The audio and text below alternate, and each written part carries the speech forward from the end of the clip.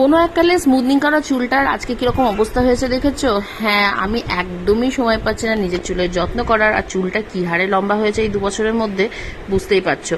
তো এখানে আমি মেথি আর ফ্ল্যাক্সিড ভালো করে ভিজিয়ে নিয়েছিলাম এবং মোটামুটি 2-3 ঘন্টা মতো, আর সেটাকে পেস্ট করে নিলাম। দেখো কেমন গ্যাদগ্যাদে একটা পেস্ট হয়েছে, দেখতে একটু ভালো লাগছিল না, গন্ধটা অতীব জঘন্য ছিল, আমার তো একটু পছন্দ ছিল না, কিন্তু কিছু করার নেই।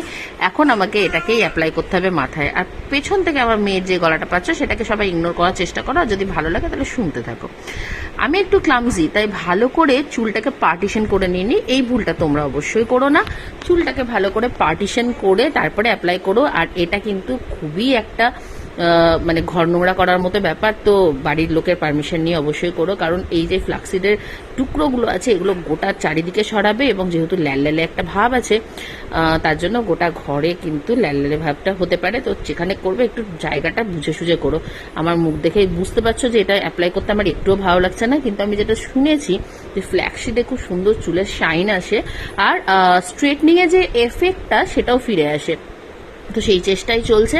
আর তোমাদেরকে আরেকটা কথা বলতে ভুলে গেছি, আমি এখানটায় অ্যালোভেরা জেল দেবো ভেবেছিলাম, কিন্তু অ্যালোভেরা জেল না থাকায় আমি দিতে পারিনি। আমি টক দই ইউজ করেছি, তোমরা অ্যালোভেরা জেল দিয়ে এবং ইভন যে ক্যাপসুলটা আছে সেটা দিয়েও করতে পারো। আমার কাছে পেস্টটা বেশ অনেকটাই ছিল, তাই গোটা মাথায় ভালো করে অ্যাপ্লাই করে নিলাম।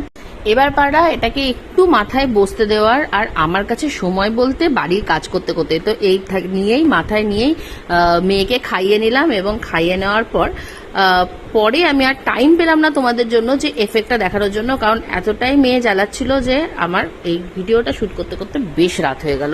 তো রাতের বেলায় আমার কাছে সেরকম আলোর কোনো ব্যবস্থা নেই বলে এই আলোতেই বসে পড়লাম তোমাদেরকে দেখাতে, কিন্তু তোমরা দেখে বুঝতেই পারছো যে এখানে শাইনটা আমার চুলে কেমন এসেছে। শাইনের থেকেও বড় কথা, চুলটা এমনই দশা হয়েছিল যে ভালো করে আঁচড়াতে পারতাম না। আর এখন দেখো ছোট্ট একটা সরু মুখে চিরুনি দিয়ে আমি গোটা চুলটাকে কি স্মুথলি আঁচড়ে নিচ্ছি। মানে এটা যে এত সুন্দর ওয়ার্ক করবে আমার জন্য আমি ভাবতেও পারিনি। আর শাইনটা তো ও মাই গড, তোমরা যদি চোখের সামনে দেখো তাহলে আরো ভালো লাগবে। এটা যেহেতু রাতের অন্ধকারে তোলা তার জন্য হয়তো তোমরা ভালো করে বুঝতে পারছো না, কিন্তু এই দেখো। আর আমাকে অবশ্যই চুলে একটা হেয়ার কাটিং করাতেই হবে খুব জলদি। তো তার আগে ভাবছি চুলটাকে অন্তত হাত দেওয়ার মতো তৈরি করে নিই, না হলে যে হাত দেবে সে পর্যন্ত বলবে যে চুলটার কি হাল করেছে এবং নানা রকম জ্ঞান দেবে। তো সেই জ্ঞানটা আমি শুনতে চাই না। চলো আজকের মতো ভিডিওটা এখানেই শেষ করছি। যদি আমার ভিডিওটা তোমাদের ভালো লেগে থাকে আর আমার এরকম টাইপের কন্টেন্ট তোমরা দেখতে চাও, DIY টাইপের কন্টেন্ট দেখতে চাও, তো অবশ্যই আমার চ্যানেলটাকে সাবস্ক্রাইব করে নিও। আজকের মতো এখানেই শেষ করছি, চলো টাটা।